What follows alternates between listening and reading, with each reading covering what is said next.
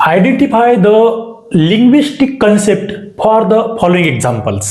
बघा, linguistic concept म्हटलेलं आहे, खाली एक्झाम्पल्स तुम्हाला दिलेले आहे, ते कशाच्या प्रकारे ते ओळखायचे.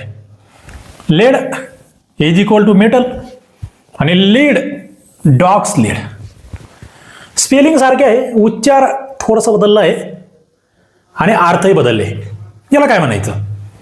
होमोनिम्स, सिनॉनिम्स, पॉलिझनी की होमोग्राफ्स. बघा, कंबाईन ग्रुप सी मुख्य परीक्षेचा हा प्रश्न आहे आणि हा तलाठी भरती, पशुधन पर्यवेक्षक, ग्रामसेवक हे सगळ्या परीक्षा आता एमपीएससीकडे जाण्याची प्रोसेस सुरू झाली आहे. पशुधनचे तर गेले 266 पदांचं मागणीपत्र.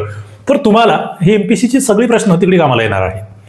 याला म्हणतात सेम स्पेलिंग सेम आहे, होमोग्राफ्स असं याला म्हटलं जातं. ओन्ली डी म्हणजे गोल 2ला करायचे पण उत्तर डी आहे. काय भरगडी बघूया.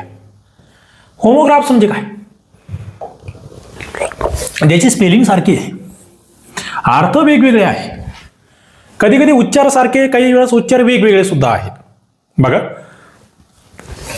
लीड म्हणजे मार्गदर्शन करणे, लीड म्हणजे शिसे, स्पेलिंग सेम आहे, उच्चार थोडा फरक आहे आणि पुढे अर्थही वेगळा आहे. बाव म्हणजे वाकणे आणि हे बो म्हणजे धनुष्य, स्पेलिंग सेम, उच्चार वेगळा, अर्थ वेगळा. टियर म्हणजे फाडणे आणि टियर म्हणजे डोळ्यातील अश्रू, उच्चार सेम, स्पेलिंग सेम, अर्थ वेगळा. बघा, होमोग्राफ्स बद्दल बोलतोय मी. पुढे क्लोज, क्लोज म्हणजे बंद करणे आणि दुसरं क्लोज, क्लोज म्हणजे जवळ. बघा, क्लोज, क्लोज किती जणांना कळालं. पुढे विंड म्हणजे वारा आणि वाइंड म्हणजे गुंडाळणे.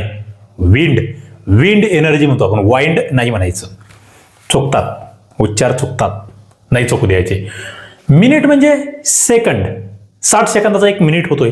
पण दुसरा असतं मायन्यूट, मायन्यूट म्हणजे खूप छोटा. ओके. पुढे बॅस, बॅस म्हणजे कमी पिचचा आवाज असणं, त्याला बॅस म्हणतो आपण.